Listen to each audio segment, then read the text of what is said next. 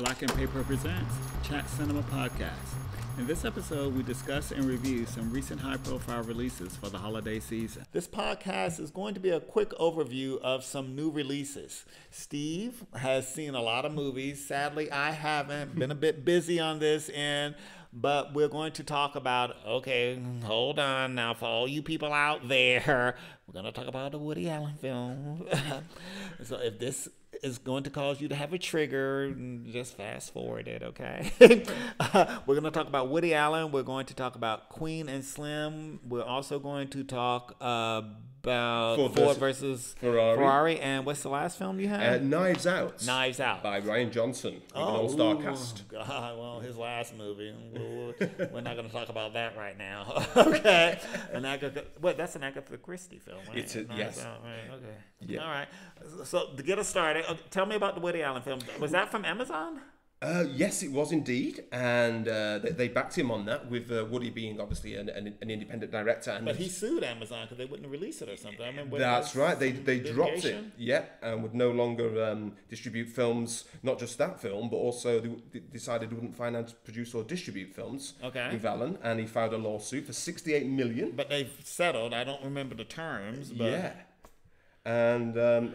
It's a bit of a shame and a bit of a blow to him. Was it a good film? It was a good film. Typical Woody Allen? Typical Woody Allen. Well, there's people, myself included, there's kind of like a widespread feeling that for a long time now, especially since the 2000s, the 21st, that all his films have been sort of kind of good, reliable, kind of nice. Right. But not so wow. It's difficult to think. Not well received by the public. Critics like them, but the public seem to be, when you marry your adopted daughter, Woody, there could be some moral judgment in some places. Indeed. But we're gonna move forward. I'm not judging you, Woody. But this one's nice. It has Selena Gomez in it, as well as Jude Law. So obviously not exactly unknowns. And also Liev Schreiber and Rebecca Hall, and it's about a young couple. Selena Gomez, she's 12, okay, and a young couple at university, and it shows the nice.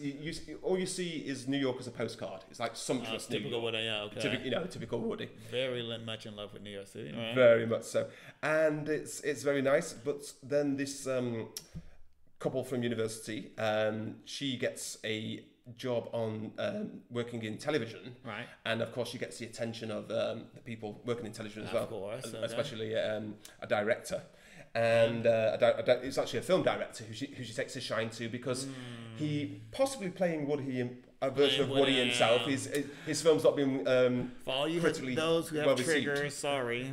Next. But once again it's a nice film, but now it's becoming more known for the story behind the film because of Amazon. Yeah. And which puts Woody back to square one in a way, because obviously his films have been because he doesn't have a distributor anymore. No. He doesn't have anyone to distribute it. I don't even know how he gets financing, because he seems to go through one distributor, one financer after another now. And not just that, I mean, at one point he couldn't afford to make films in New York anymore. Exactly. Yeah, that's why he went to Barcelona.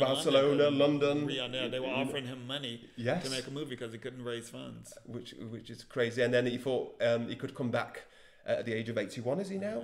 Yeah, he's up there. Yeah, and he could come back home and see out the rest of his career, however long that will be. Maybe longer than we think. Yeah. But I can't believe he's still making movies at 81. I know, and he makes a film like every year. How do you make a movie every year? It's amazing. Okay. But he's always talking about his next project. Yeah. Every time he finishes a film, he's always on to the next. He's obviously got a work ethic there. Yeah, exactly. All right, the next film, Queen and Slim. Yeah, they're describing this as the hip hop version of Bonnie and Clyde. Definitely, it's a first-time director. Right, she's a music video director. That's right, Melina Mutsakas. Right. And how did she do? She did well. What surprised me is because the film was like 130 minutes long. It was 130 minutes. Yeah, it was for a debut film, and it shows. That surprised me. Was it good, or it was? Did it keep you in your seat for 130 minutes? It did. But it doesn't mean to say that 20 minutes shouldn't have been chopped off. Why in the hell would you make a debut film at 130 minutes? I don't know. It's definitely a, you know, That's taking a risk. yes. Very much so, and it does, because otherwise it's a very competently made film, Okay. and of course the focus is on the two Right. main actors, which is Daniel Kaluuya and Right. He was in Jodie. Get Out. Yes, that's right, and Jodie Turner-Smith, and both are very, very good, and it's definitely a Bonnie and Clyde style film. With no, you can't really compare it to Thelma and Louise because obviously that was a bit different. But you know, it's I'm not going to give a spoiler, but somebody gets shot. Wasn't Two intended. black actors. Okay, a shock. With the police. Okay. A policeman gets shot, so obviously there's a chase, but it's a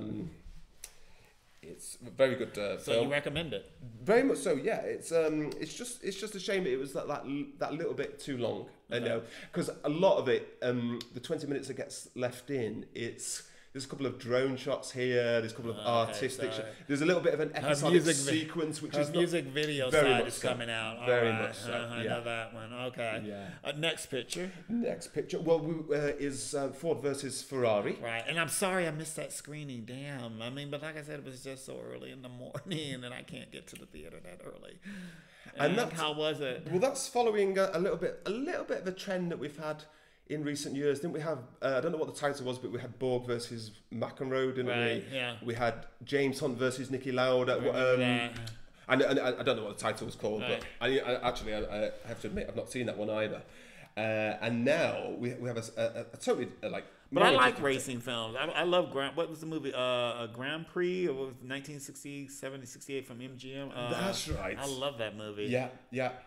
But this one's a very good entry because it's talking about like the early years of Formula One. It's almost in a way it's. I love this genre. Okay. Yeah, I would consider it an equivalent to sort of like say what the Wright stuff was about for the space age. Okay. The guys that sort of pioneered the space age, kind of the unsung heroes. Really. Oh, really? Yeah, and I think this is what we have in this film with Christian Bale playing the British driver who moves to America to join the Ford team. The Ford team, and he has to deal. There's a little bit of a sort of plot in it as well because not only does he have to race and try and win, but he also has to deal with the executives at Ford who just feel that his face doesn't fit, and you know they'd rather have other racers, so he has to sort of battle those guys as well. Is it best picture material, best actors? Well, I think Christian Bale will almost certainly get nominated for best actor. Okay. It's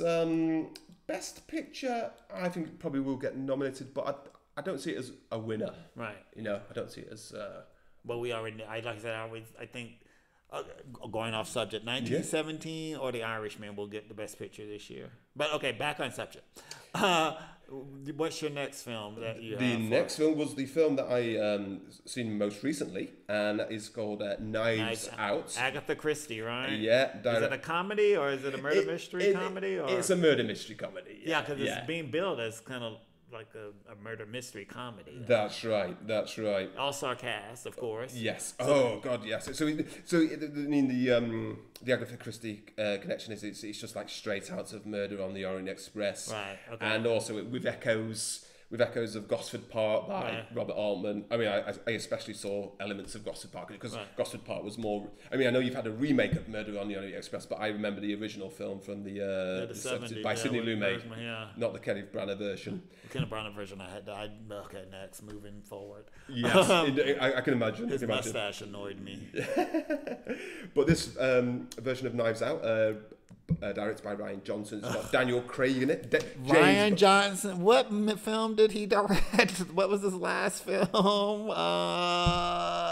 For those of you who have triggers. Yeah, for those of you who have triggers, yes. The Last Jedi.